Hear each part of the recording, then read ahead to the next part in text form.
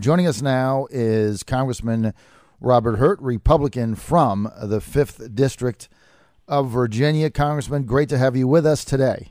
Thank you, John. As always, glad to be with you. We appreciate it. I want to get to the exchange that you had earlier in the week with Federal Reserve Chairman Ben Bernanke. And you then released a statement saying, hey, we got to see some changes come down the pike. Your district, the 5th District of Virginia, has a higher unemployment rate than other areas of the state. What do you think the feds need to do here?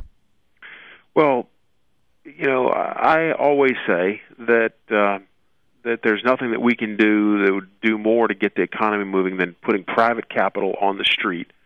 There are a lot of things that we can do here in Washington to facilitate that, because it's the private sector that creates jobs in this country on the main streets all across my district, and that's what I think we need to focus on. Not more government stimulus, more government grants and incentives and those sorts of things. We need to focus on the basics, getting private sector back on the street and getting the private sector moving. And one of the most important ways to do that in a rural district like ours is through our small banks and our community banks, which are a huge part of that economic engine. And so the Federal Reserve, it seems to me, in announcing some of its capital requirements at the beginning of this month, included, I think, I think there's a question as to whether they should have been included in some of these stringent capital requirements that I think are good for big banks, those that are part of the arguably part of the systemic or could cause systemic risk. But as it relates to the smaller banks, it's not clear to me that they do anything other than create more work, more rules, more compliance, and conversely means that they have less capital to work with in terms of getting that on the street to create jobs. And so my question to him dealt with that and dealt with are we doing more harm than good by having capital reserve rules that really don't fit the same model. And at the end of the day, John, what happens is if these small banks don't succeed, if at the end of the day they don't succeed, then where are we? Is it better to have fewer larger banks? Of course not. It's much better, I think, for our system and for a free market to have a whole lot of players in the field. This is a great dialogue that you're starting, Congressman Hurt, and it's kind of gotten under the radar screen because, we all remember the crash, too big to fail. Everything is big, big, big. Everything Obama does, everything is big. But when you get back to pre-crash days, everyone knows that the engine of the economy is entrepreneurs, small companies, smaller businesses, and they get their funding from community banks, not from the big guys. I think that's something that has been in the economy, like just gone by the wayside, right? Well, I think so. I mean, I think if we really are interested in making sure we have a system that does not have players that are too big to fail, if we're trying to end too big to fail, and that ostensibly is what Dodd-Frank was all about. Right. Was a mission to end too big to fail. The cruel irony of it all is that Dodd-Frank, with all of its rules and requirements, one size fits all bureaucratic requirements. The cruel irony is again that you have the smaller players can't survive in that regulatory climate, and they just get gobbled up by the big guys. And all you're doing, instead of preventing and ending too big to fail, what you're doing is enshrining it forever. No, exactly. That's exactly. And then who has to pay? Just to bring it all the way around, who ends up having to pay when you have too big to fail? Well, we know what happened. The taxpayers have to pay, and that's who paid in 2008, and they're still paying. They're still paying now. Jenny, I want to get to Obamacare. You voted yesterday to delay the employer mandate. Now, there's some conservatives like me saying, well, this thing, as the law is written, it's supposed to be implemented on certain timelines. And why give the president the opportunity to delay something that everybody knows is a complete catastrophe? Isn't that giving Obamacare a pass? Certainly, that's a solid argument. No question about it. A solid concern, I should say. But I also think this: as I travel across the district, I talk to my constituents who I hear from again and again, who say, I was working 40 hours a week, I have a good job, and all of a sudden my employer, who says that because of these new rules that they can't afford to keep me on for 40 hours, they have to cut my hours back to 29. That's why he delayed the implementation of this, I think, because that was becoming a growing number of people facing that, or they're just losing their jobs altogether, or their employers who are saying we're not hiring anybody else. And so to me,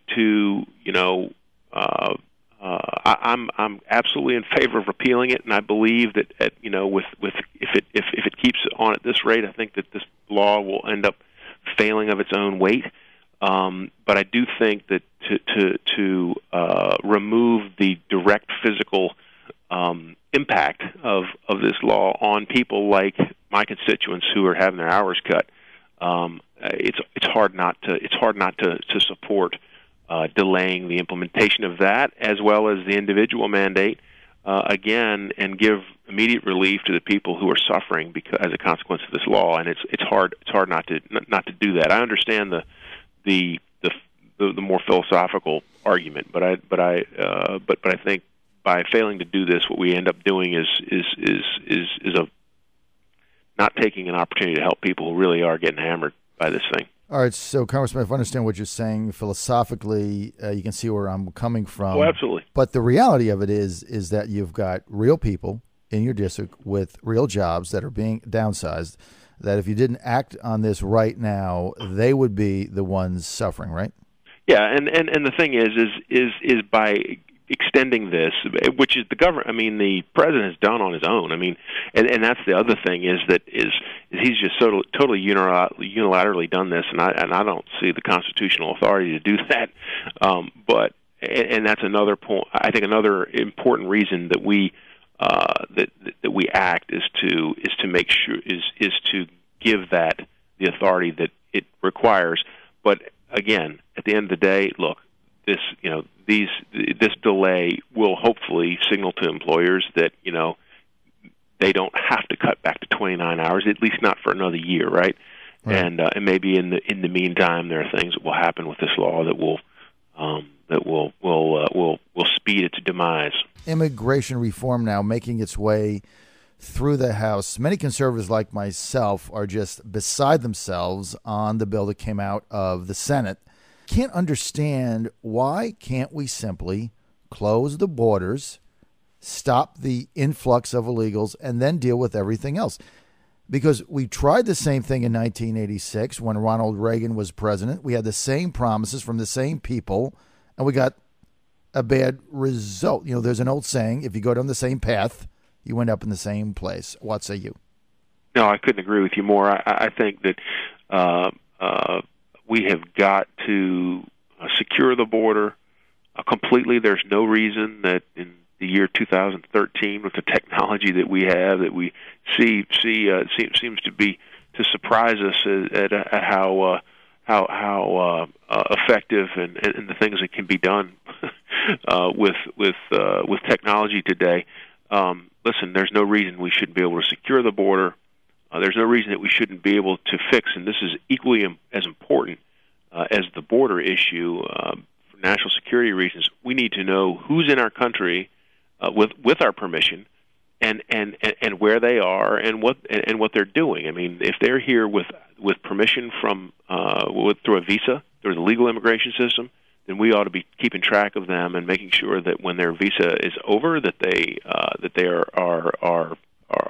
have left. We need to make sure all that works. Mm-hmm. If you look at what happened on September 11th, a majority of those that flew airplanes into our buildings and killed our citizens, those folks largely came here legally and then overstayed their visas. And so the idea that happens today and that nobody's doing anything about it or has done anything about it is unbelievable.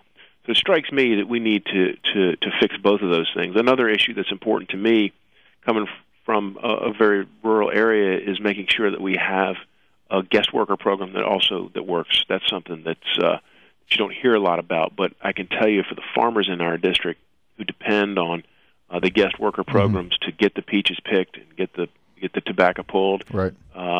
We've got to have a workable system. One, frankly, that this administration has been very hostile to for other reasons, but that's something that needs to be fixed. And I'm not interested in talking about any kind of status for anybody until we're able to deal with those issues, frankly. Here's my final question. Let me ask you this. The Republicans that are behind the immigration bill that passed the Senate, some of us think it's for political reasons, but what are they afraid of? Yeah, I don't know. I think that I think folks get themselves in trouble when they try to play politics on issues that are so important to the American people. I mean, we need to be doing what's right for the American people. I need to be doing what is right for the people that I represent, and not try to figure out who's going to vote for whom in 10 years. I mean, good grief. That is a waste of time, and it's frankly not consistent with the oath of office I believe that we all took when we were sworn in. We need to do what's right on this issue. It's a national security issue. It is a budget issue, and I think that those who say it's going to be the end of the Republican Party if we don't have an immigration bill, I just disagree. Yeah, I think you're right there. We're out of time, Congressman. But the other thing that I have to really commend you on is for asking those what I thought were great questions to Chairman Bernanke. You're the only person in Congress saying, hey, when are we going to do something to help our community banks, which at the end of the day, they're the engine behind the funding of small businesses that at the end of the day create the jobs that we need in Virginia. You're the only one saying it, and I have to commend you, sir, for that. Keep up the super work, and thank you so much for being with us today. Well, thank you.